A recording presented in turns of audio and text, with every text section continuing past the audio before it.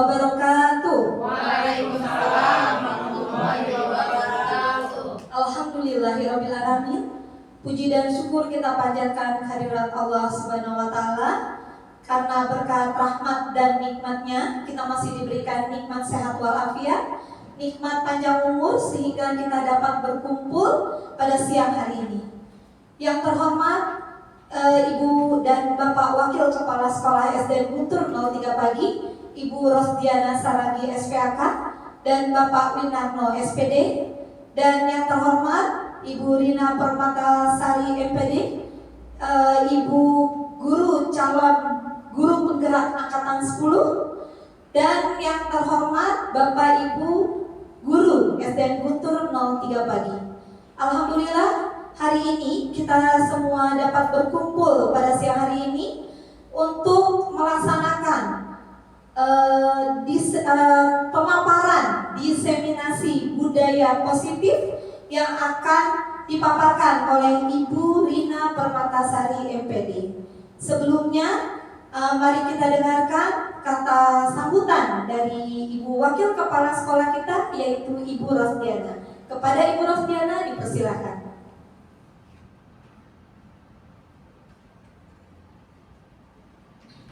Terima kasih kepada Ibu Selvi. Assalamualaikum warahmatullahi wabarakatuh.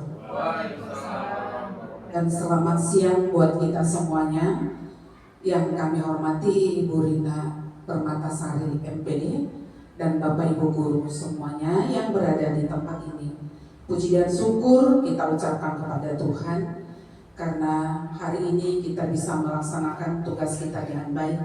Terlebih kepada Ibu Rina dan kepada Bapak Ibu Guru, mohon waktu dan kesempatannya untuk mengikuti pemaparan yang disampaikan oleh Ibu Rina dengan baik dan tentunya sampai dengan selesai, dan mohon juga keaktifannya supaya acara ini, pemaparan ini juga boleh berjalan dengan baik. Saya tidak perlu berpanjang lebar, cukup sekian saya akhiri. Assalamualaikum warahmatullahi wabarakatuh. Terima kasih kepada Ibu Rosdiana. Acara selanjutnya yaitu pemaparan yang akan disampaikan oleh Ibu Rina Permatasari. Kepada Ibu Rina dipersilakan. Terima kasih Bu Selvi. Terima kasih atas waktu yang telah diberikan. Saya ucapkan kepada Ibu Rosdiana dan Bapak Winarno selaku Wakil Kepala Sekolah. Tak lupa terima kasih juga kepada teman-teman semua yang hari ini yang sudah bersedia menyempatkan waktunya untuk mengikuti kegiatan pemaparan mengenai budaya positif. Kita santai aja ya teman-teman, kita belajar sama-sama, kita diskusi bareng-bareng. Di sini bukan dari saya saja, tapi saya ingin sekali ada TED Talk dari teman-teman semua. Untuk mengawali budaya positif, kira-kira apa hal yang terlintas di benak teman-teman dengan kata budaya positif? Barangkali ada yang mau menjawab, Bu Iis? Silakan. Saya coba ya. Oke, silakan Bu Iis, mau di depan? Di sini saja. Oke. Silakan. Budaya positif. Budaya positif yang selama ini berjalan di sekolah kita antara lain adalah berbicara jujur, ya, kemudian dari segi religiusnya membaca doa sebelum dan sesudah pembelajaran selesai, lalu membaca kegiatan positif membaca di perpustakaan dengan rangkaian jadwal yang sudah tersedia. Baik, terima kasih Bu Iis. Jadi dari segi kegiatan-kegiatan di sekolah yang sifatnya baik gitu ya Bu, entah itu di bidang agama, entah itu di bidang sesama manusia, begitu ya teman-teman. Selanjutnya ada beberapa konsep sebenarnya yang berkaitan dengan budaya positif. Yang pertama adalah perubahan paradigma belajar, kemudian ada motivasi perilaku manusia, kebutuhan dasar manusia, disiplin positif, keyakinan kelas, posisi kontrol guru, nilai-nilai kebajikan, dan yang terakhir adalah segitiga restitusi. Sejauh yang kita ketahui, bahwasanya pembelajaran dengan paradigma baru ini mencerminkan pembelajaran yang berdiferensiasi. Pasti teman-teman sudah sering mendengar pembelajaran berdiferensiasi ya, bahwasanya setiap anak ini harus kita layani sesuai dengan kebutuhannya masing-masing yang tentunya berbeda-beda, sesuai dengan tahap perkembangannya, dan semua itu tujuannya adalah untuk mengembangkan profil pelajar Pancasila. Boleh kita sebutkan sama-sama profil pelajar Pancasila yang terdiri dari, itu sudah ada gambarnya. Yang pertama, beriman dan bertakwa kepada Tuhan Yang Maha Esa dan berakhlak mulia. Kemudian yang kedua, berkebinekaan global. Kemudian bergotong royong. Kemudian kreatif, bernalar kritis, dan yang terakhir adalah mandiri. Kita lanjut.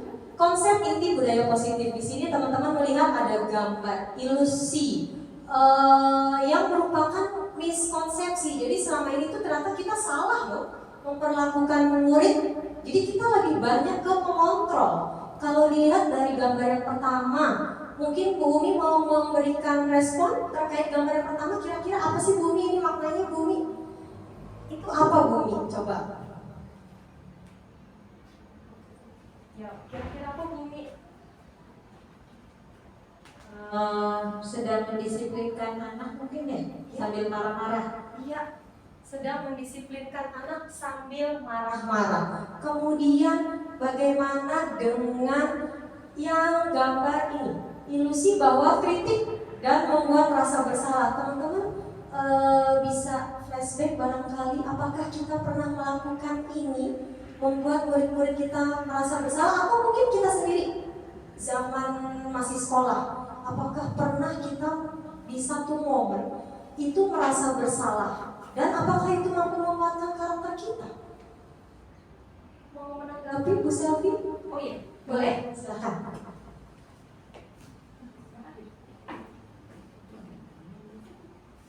Untuk yang kedua, ilusi bahwa kritik ya dan membuat rasa bersalah mampu menguatkan karakter.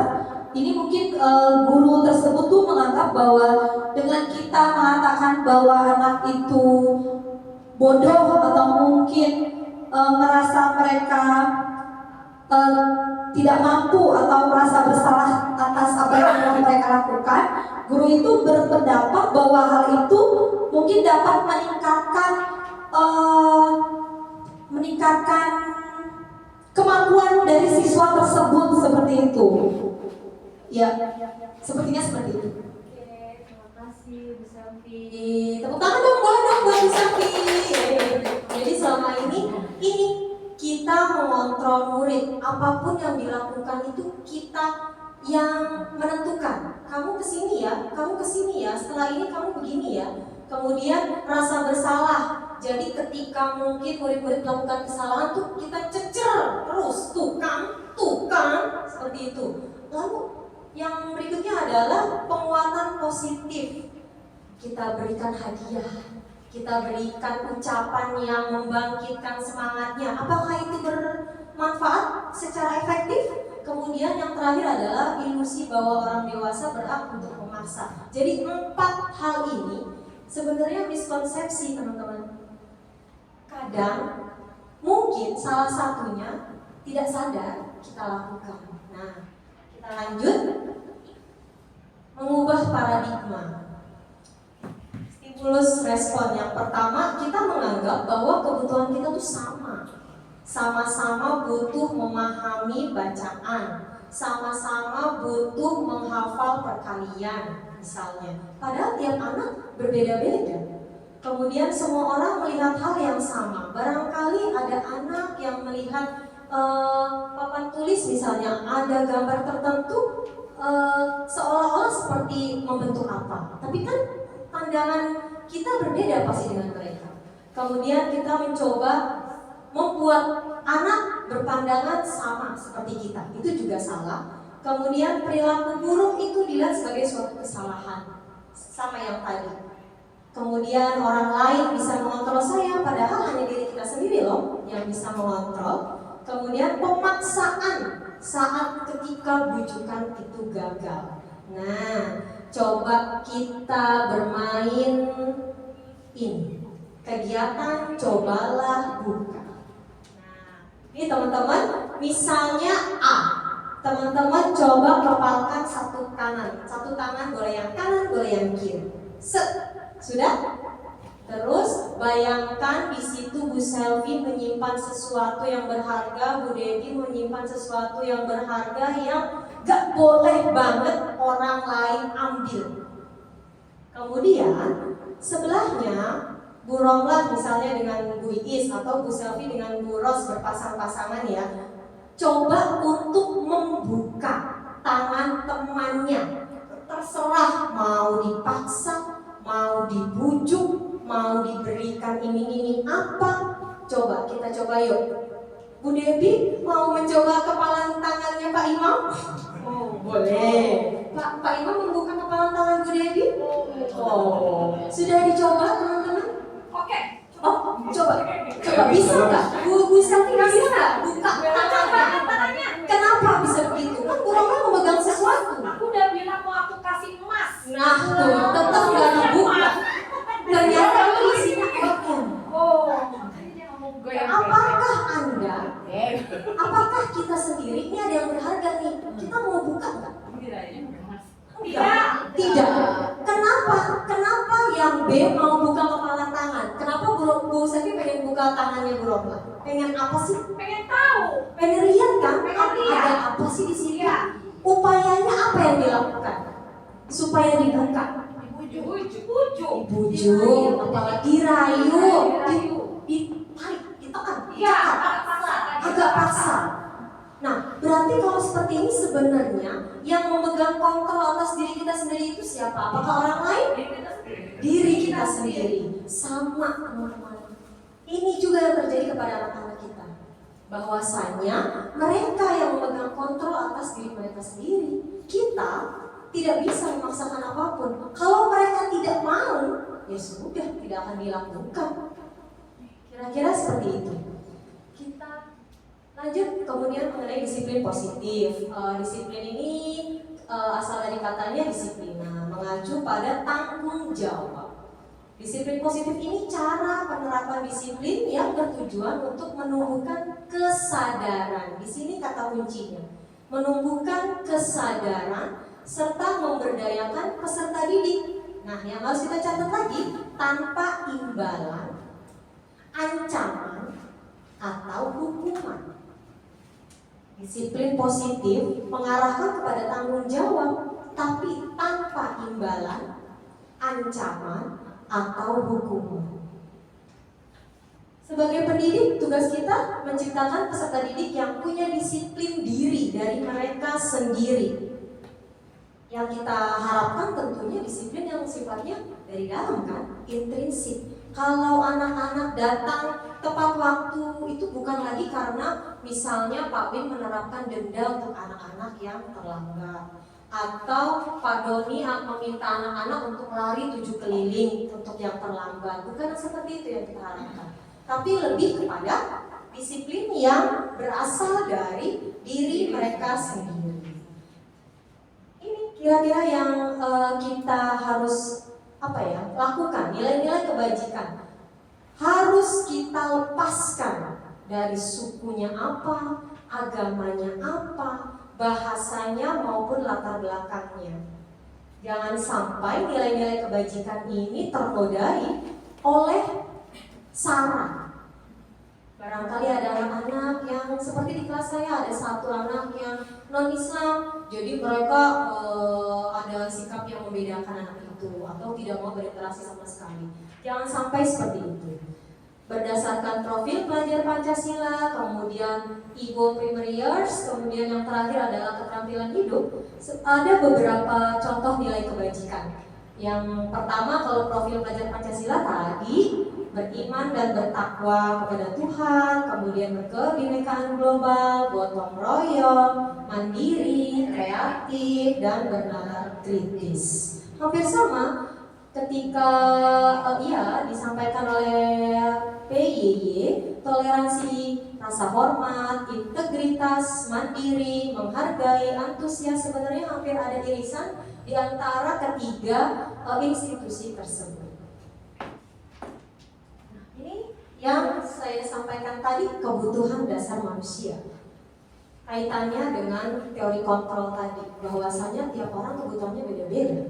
Ada yang merasa butuh untuk setiap hari datang ke sekolah, makanya tumbuh kesadaran untuk tiap hari datang tepat waktu. Tapi ada juga mungkin anak-anak kita yang merasa, buat apa sih, yang penting aku nilainya bagus, gak usah datang tiap hari pun bisa. Atau biasanya aku sudah ikut les, gak butuh-butuh banget lah ke sekolah.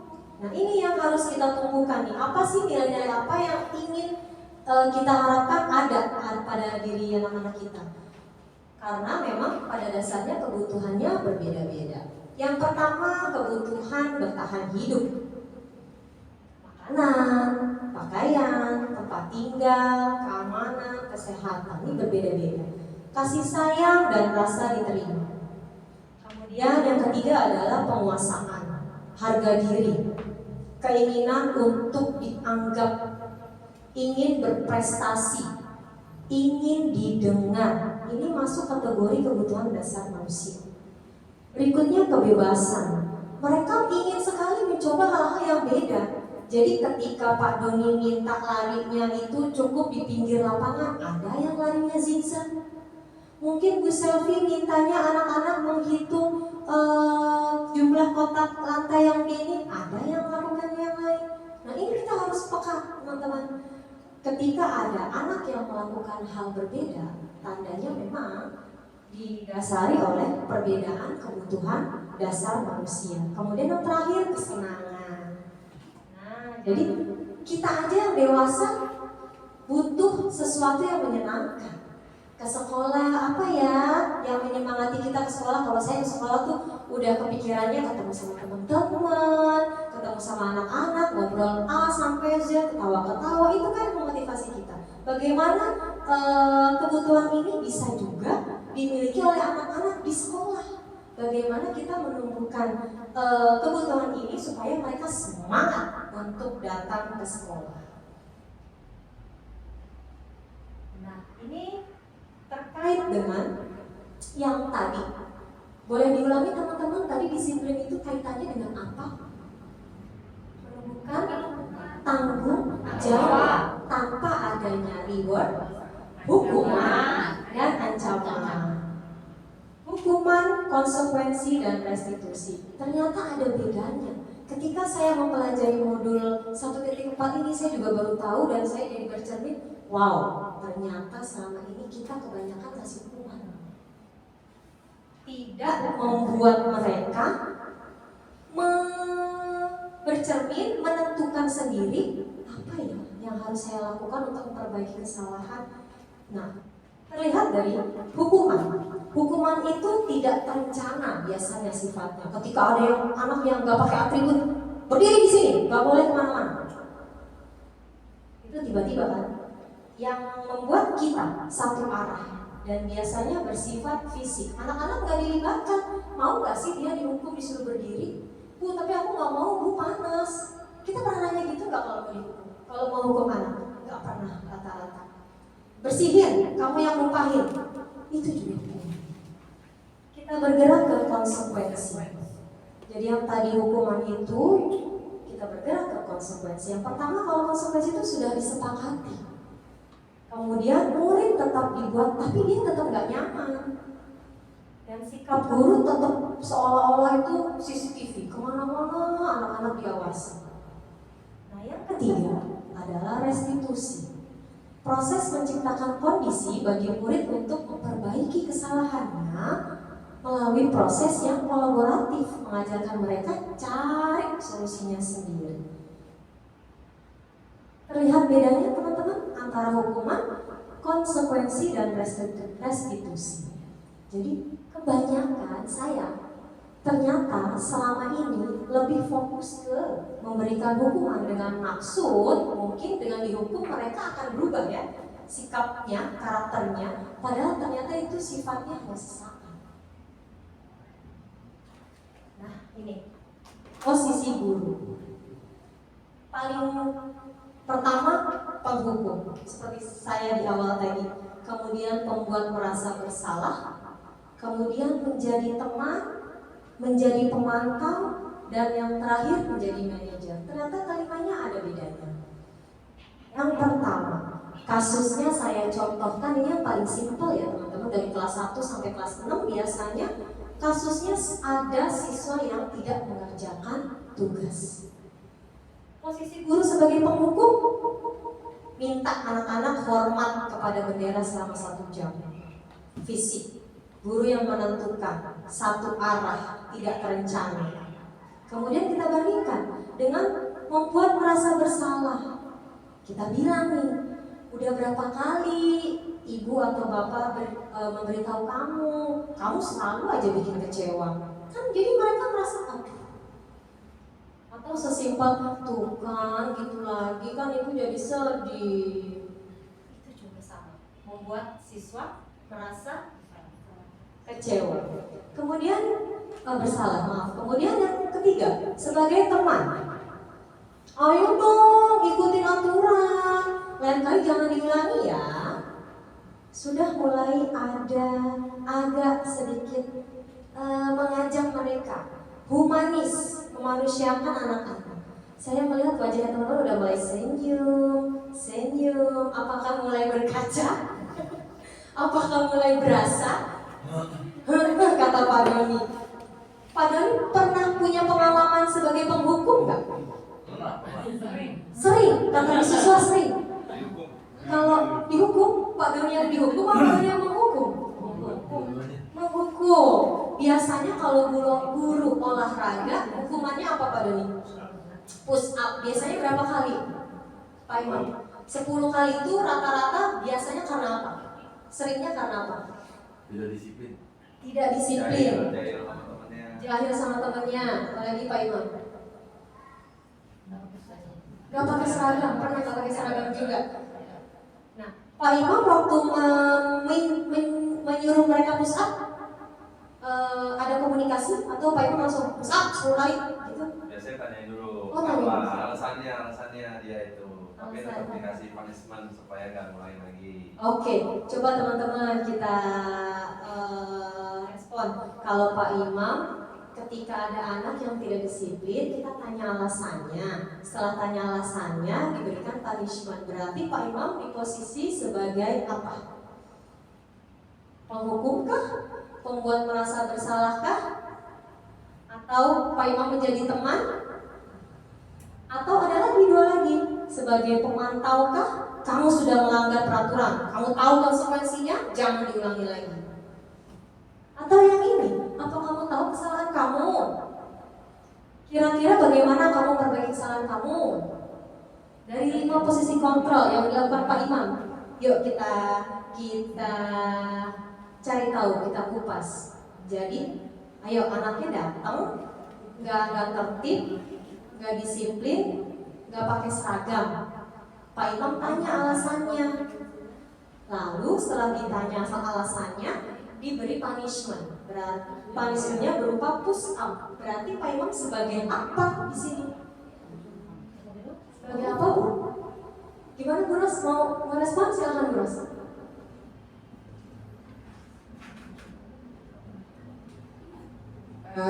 Kalau menurut saya seperti Pak Imam itu adalah seorang pemantau ya. Anak itu sudah tahu salah dan sudah ditanya kesalahannya apa, tapi tetap diberikan konsekuensi itu dihukum. Itu menurut saya. Terima kasih. Terima kasih Bu Ros. Boleh tepuk tangan? Pak Doni mau mencoba? Cukup. Sama apakah ada yang berbeda teman-teman pendapatnya? Boleh. Bu Rola mau mencoba? Aku terjawabnya pemantau, tapi mau nanya di setiap yang tadi itu tetap dihukum, hukuman itu tetap berjalan atau tidak? Setiap yang Yang penting kita bertanya, menurut kamu bagaimana memperbaiki kesalahanmu? Seperti itu. Bukan kita yang menentukan. Ya udah Pak, saya push up. Kalau itu datang dari dirinya, tidak apa-apa. Tapi kalau sudah ditanya apa konsekuensinya, lalu dia tidak melakukan lagi, itu lebih baik. Makanya ini nanti ada nih guru rumah di akhir untuk pembentukan keyakinan. Nah dari situ nanti kita bisa yang mana sih yang lebih baik, gitu ya. Kita lanjut ke ini. Pertanyaan guru rumah tadi terkait dengan ini, keyakinan kelas. Mengapa penyebutannya keyakinan kelas, bukan peraturan kelas? Apakah ada yang berbeda antara keyakinan dengan peraturan? Beda, bisa? Iya. Apa bedanya misalnya? Kalau silakan. Ya, kalau menurut aku ya, sebetulnya untuk keyakinan dan peraturan ini mungkin sama-sama disepakati. Cuma perbedaannya kalau keyakinan itu guru dan siswa itu emang sudah yakin bahwa apa yang disepakati itu memang itu yang mereka butuhkan dan itu yang mereka yakini bahwa itu benar harus dilakukan. Tapi kalau peraturan, mungkin ada anak yang menganggap, enggak sih, harusnya nggak usah buat peraturan kayak gitu kali gitu. Ya, beda-beda. Oke, terima kasih Bu Selvi. Jadi kalau keyakinan itu biasanya mungkin tumbuh dari kesadaran dirinya. Kalau peraturan barangkali guru yang menentukan, siswanya kayak ngerasa nggak penting-penting amat gitu ya. Kita lihat perbedaannya. Jadi ini adalah gambar terkait aksi nyata disiplin positif yang saya lakukan untuk pelatihan mandiri mengajar. Untuk materi disiplin positif yang saya lakukan ini, saya awali dengan di awal itu siswa semua siswa menentukan ingin kelas yang seperti apa, bermimpi tentang kelas yang bagaimana. Silakan saya minta mereka menuliskan boleh 3-5 hal. Saya minta mereka menulis di post-it, kemudian dikumpulkan. Setelah dikumpulkan, dicari keinginan yang sama, lalu dikelompokkan. Sifatnya kalau keyakinan itu abstrak, berupa pernyataan yang masih umum biasanya, dibuat dalam pernyataan positif, tidak datang terlambat, itu peraturan. Nah, berarti kalau pernyataan positifnya gimana teman-teman? Kalau tidak datang terlambat, Datang sesuai waktu. datang tepat waktu. Tidak boleh bertengkar. Berarti kalau kalimat positifnya Berteman dengan siapa saja. berteman dengan siapa saja boleh, menjaga ketertiban boleh. Kita buat dengan pernyataan positif. Sedikit aja, yang penting mudah diingat. Kemudian disesuaikan dengan kondisi kelas. Mungkin kelas 1 Bu Romla berbeda dengan Bu Iis yang kelas 3. Kelas 3 berbeda lagi dengan Pak Win yang sudah kelas 5. Konsep-konsep itu kan pasti akan berkembang ya teman-teman. Kemudian semua dilibatkan. Kalau peraturan tadi yang bisa disampaikan, peraturan itu dari gurunya, anak-anak ikutin. Terpampang nyata, ini ya, ikutin ya. Kalau seperti itu peraturan. Ketika semua terlibat, anak-anak kita minta masukannya, itu merupakan keyakinan kelas. Kita lanjut ke segitiga restitusi. Ini kemarin saya juga ada kegiatan pembuatan skenario terkait segitiga restitusi. Boleh saya paparkan sedikit? Ini berupa video teman-teman. Kita simak ya.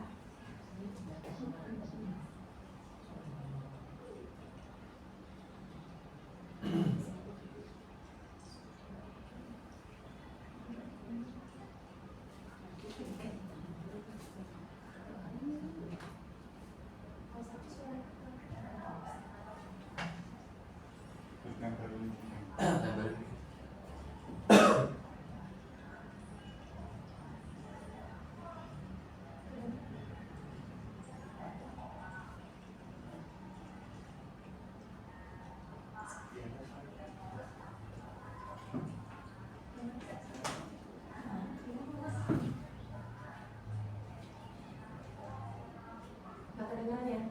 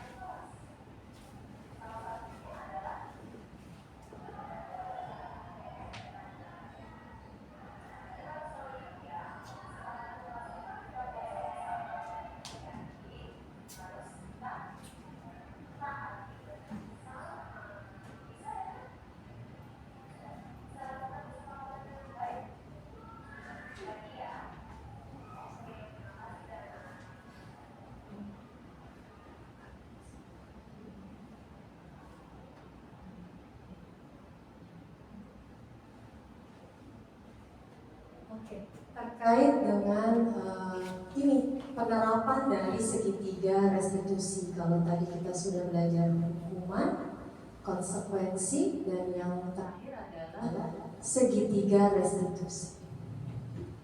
Kalau dilihat di sini dimulai dengan validasi tindakan yang salah. Kita lalu ke tahap menstabilkan identitas. Dan yang terakhir menanyakan keyakinan. Kok tindakan salah divalidasi? Gimana tuh ya?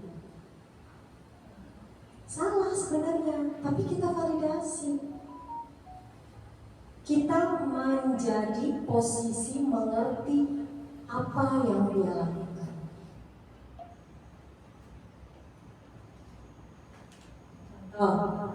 Kira-kira kalimatnya begini. Kamu pasti punya alasan mengapa melakukan hal itu. Validasi. Salah, tapi nggak merasa salah-salah banget. Kemudian, padahal kamu bisa loh melakukan hal yang lebih buruk dari ini. Bisa juga dengan kalimat yang ketiga. Kamu patut bangga karena telah melindungi sesuatu yang penting buat. Barangkali ada anak yang bertengkar karena satu hal ya teman-teman biasanya. Kemudian yang keempat, kamu melakukannya karena mempertahankan sesuatu yang penting bagimu. Jadi untuk validasi tindakan yang salah itu prinsipnya setiap orang itu mau memenuhi kebutuhannya, makanya melakukan hal tersebut. Dari 4 contoh kalimat ini kira-kira teman-teman kebayang nggak? Ternyata tindakan yang salah itu patut kita validasi loh di awalnya. Kita mengerti posisinya bahwa manusia itu makhluk yang tidak sempurna, yang kapan saja bisa melakukan kesalahan. Kita bantu dengan kalimat-kalimat seperti ini. Ini hanya contoh. Nanti teman-teman mungkin bisa mengembangkan sendiri. Kemudian yang kedua adalah menstabilkan identitas. Prinsipnya itu buat kesalahan itu bagian dari proses loh. Yang penting nanti gimana kita perbaiki. Bisa dengan kalimat berbuat salah itu wajar. Ada manusia yang Sempurna. Tidak ada manusia yang sempurna. Ibu dan bapak, ini malah yang ketiga, boleh loh kita. Ibu juga pernah melakukan hal itu. Kemudian yang keempat, ibu tidak mau cari tahu siapa yang salah. Tapi yuk kita cari solusinya. Kita stabilkan setelah memvalidasi tindakan kesalahannya, kita stabilkan identitasnya bahwa bukan dia saja loh yang pernah bersalah. Tadi yang pertama apa ya teman-teman? Validasi tindakan yang salah. Yang kedua menstabilkan identitas. Ini yang ketiga. Menanyakan keyakinan. Prinsipnya bahwa pada dasarnya kita itu punya motivasi secara intrinsik dari dalam mau berubah ke arah yang lebih baik, bukan karena berharap reward, bukan karena berharap minta hukuman, takut pada hukuman, atau karena terancam. Kita ingatkan lagi, ayo, apa keyakinan kelas kita? Kemudian, ayo, kita sudah menyepakati beberapa nilai loh. Kita ingatkan lagi. Itulah pentingnya di awal tahun ajaran baru. Sebelum memulai kegiatan pembelajaran, sebelum kita melakukan sebanyak itu materi, kita lakukan ini terlebih dahulu teman-teman untuk mendukung pencapaian kegiatan pembelajaran. Seperti apa gambaran sebuah kelas yang ideal menurut kamu? Lalu kamu ingin jadi orang seperti apa? Ini contoh saja 4 ini. Kita ingatkan kembali. ada yang mau merespon. Oh, mungkin punya kalimat lain. Biasanya pasti ada deh. Nggak mungkin cuma 4 ini deh. Mau yang mana? Ayo, ya Bu Safi mau yang mana? Boleh, ketiganya boleh. Validasi ya. Validasi boleh Bu Safi, boleh. Maju lagi. Maju lagi lah. Maju lagi lah. Ya. Baik, untuk yang validasi, kalau menurut saya mungkin ada tambahan juga Bu Rina, bahwa apapun yang anak lakukan itu pasti ada latar belakang mereka melakukan itu. Nah, kita sebagai guru jangan langsung melihat dari kesalahan anak itu. Pasti ada kayak mereka terlambat.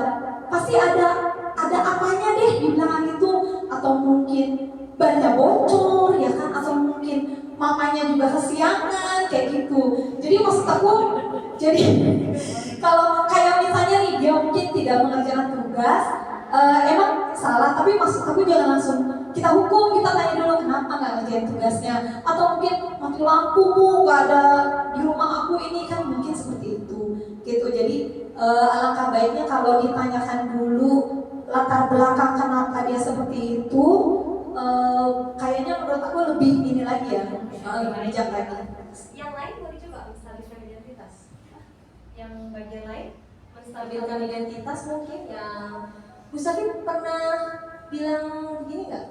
Ibu juga pernah. sering. Oh sering. Kejadiannya apa? Boleh Bu Safi. Enggak. Nah ini pas banget dengan kejadian yang kemarin ya, yang kelas 6. Itu memang kita sendiri juga ngomong ya ke anak-anak, aku bilang kan berbuat kesalahan itu wajar banget, kita manusia gitu. Ibu juga pernah berbuat kesalahan, tapi bagaimana cara kita dapat memperbaiki keadaan itu gitu, memperbaiki kesalahan itu. Tapi perlu diingat bahwa kalau kesalahan sekali itu wajar.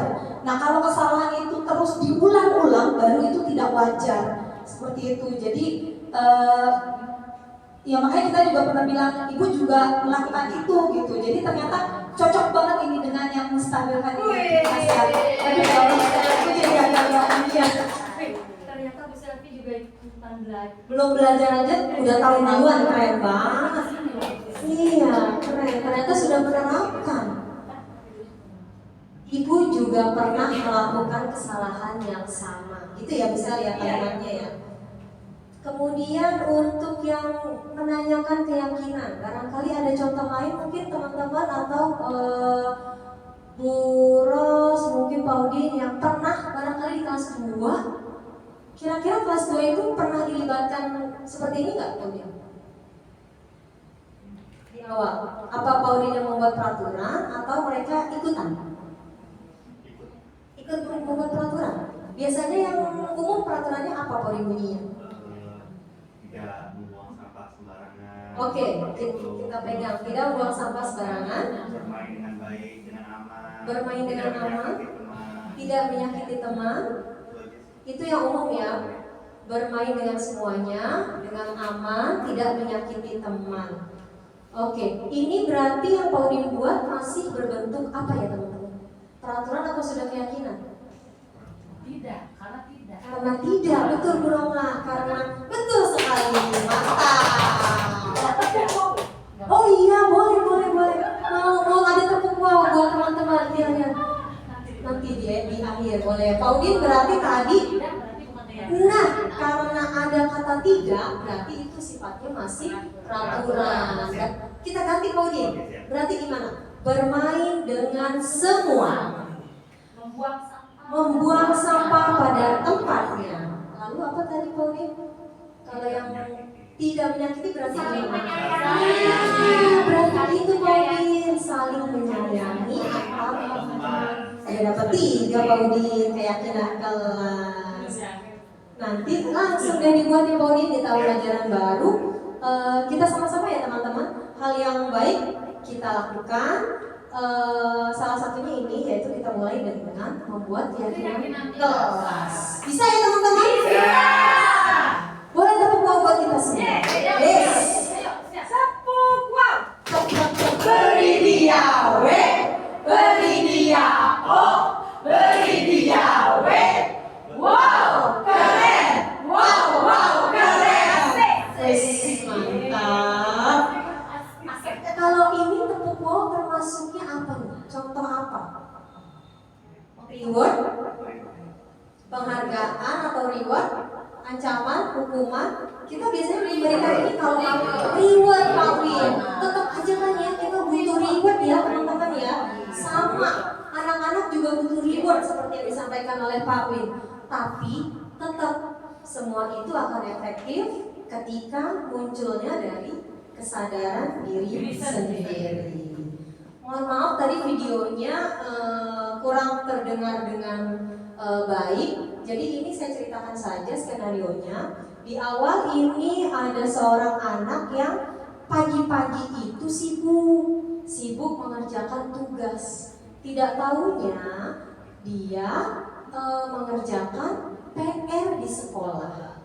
Nah, tapi guru ini tidak langsung memanggil, menunggu ada waktu baru diajak berbicara secara pribadi.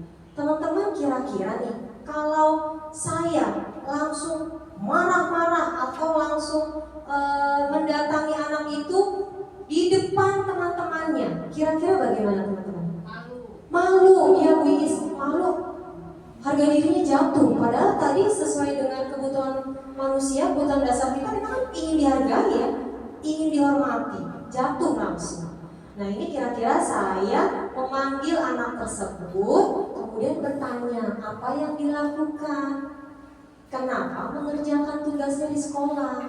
Ternyata setelah ditanya sibuk bermain HP sampai lupa waktu, lupa deh sama tugasnya. Lalu saya menanyakan juga, lalu bagaimana cara memperbaikinya? Tentunya sebelumnya saya juga bilang bahwa yang tadi Bu Selvi sampaikan, saya juga pernah, Bu Guru juga pernah loh, seperti kamu keasikan main HP sampai lupa waktu. Tapi bagaimana untuk memperbaiki situasi itu? Dan anak ini sendiri yang menjawab, saya akan menjadwalkan bermain game, Bu. Seperti itu. Ini sudah masuk ke tahapan segitiga restitusi. Jadi antara hukuman, konsekuensi, sama segitiga restitusi yang ingin teman-teman terapkan yang mana? Hukuman, konsekuensi, sama segitiga restitusi. Segitiga restitusi dong. Kok bisa sama? Kenapa mau menerapkan yang segitiga restitusi? Karena lebih memanusiakan anak. Lebih memanusiakan anak. Ada lagi? Lebih bijak. Apalagi Bu Is? lebih arif. Lebih arif. Iya Pak Udin. Apalagi? Iya benar. Apalagi Pak Udin? Lebih memanusiakan manusia. Apalagi Bu Uswah? Bu Uswah beneran mau melakukan segitiga restitusi? Bismillah, akan dilakukan. Tahun ajaran baru ya Bu Uswah ya? Oh apa udah dilakukan dari kemarin? Sudah dilakukan. Wah. Beri tepuk tangan buat Bu Uswah dong. Beri dia W, beri dia O, beri dia W. Wow, keren. Wow, keren. Yes, mantap. Ini pantesan anak-anak Guntur 3 bahasa Inggrisnya bagus-bagus ya. Reward. Reward. Ternyata gurunya sudah menerapkan segitiga restitusi. Jadi tidak ada tuh yang namanya langsung hukuman, gitu ya Miss? Mantap. Kita lanjutkan. Sebelum saya tutup, teman-teman ada yang mau disampaikan terkait materi disiplin positif? Atau umpannya mau merespon barangkali dari semuanya. Tadi kan teman bilang langsung mau melakukan segitiga restitusi karena lebih bijak, lebih manusiakan manusia. Ada lagi mungkin Pak Wi? Iya Pak, sebelum ya nanti barang ada, kalau teman-teman mau menambahkan seperti tadi Bu Selvi boleh, nanti akan saya perbaiki Pak. Kemudian dari Pak Wi mungkin masukannya sebelum kita tutup Pak, terkait pelaksanaan disiplin tersebut.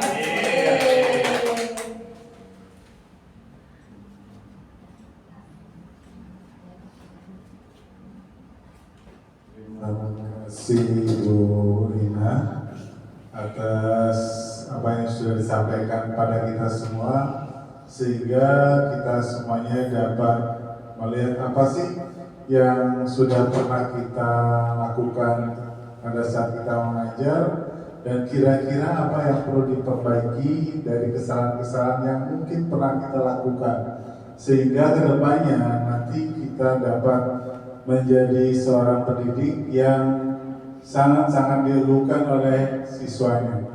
Karena apapun yang sudah kita lakukan itu semuanya membawa kebaikan, baik pada dirinya sendiri, kita sebagai guru maupun pada siswa. Nah, tentunya apa yang sudah disampaikan tadi kepada kita semua,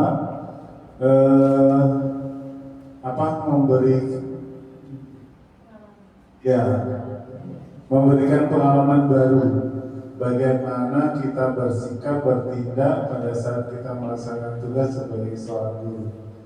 Dan kedepannya tentunya apa yang sudah disampaikan oleh Bu Rina tadi dapat kita terapkan dalam keseharian kita mengajar, sehingga apa yang menjadi harapan positif dari apa yang sudah disampaikan tadi itu bisa terlaksana, tentunya dengan perbaikan-perbaikan yang perlu, yang harus kita lakukan ke depannya, seperti itu. Itu saja mungkin Bu Rina, terima kasih atas semuanya. Assalamualaikum warahmatullahi wabarakatuh. Waalaikumsalam. warahmatullahi wabarakatuh. Terima kasih banyak Pak Min atas masukannya. Baik teman-teman, Apakah ada yang ingin ditanyakan? cukup? Oke, sudah ditutup dengan respon dari Pak Min mewakili teman-teman semua dan saya sendiri. Dalam penerapan program disiplin positif ini, hendaknya kita punya standar kepribadian, profesional dan sosial yang baik, di mana kita diharapkan mampu untuk selalu merefleksi diri dalam posisi kontrol yang tadi sudah dipaparkan. Apakah kita sebagai penghukum? Apakah kita sebagai pembuat rasa bersalah? Apakah kita sebagai teman? Apakah kita sebagai pemantau? Dan yang terakhir, apakah kita berperan sebagai manajer?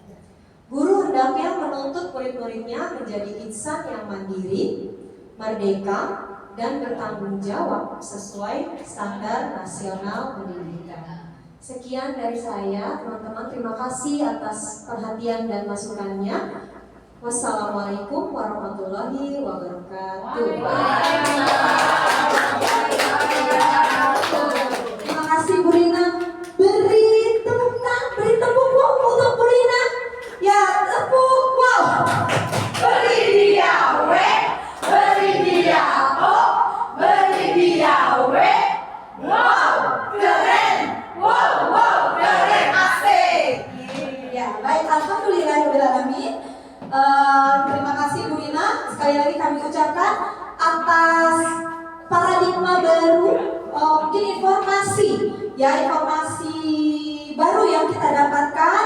Insya Allah ini sangat bermanfaat bagi kita semua dan kita siap untuk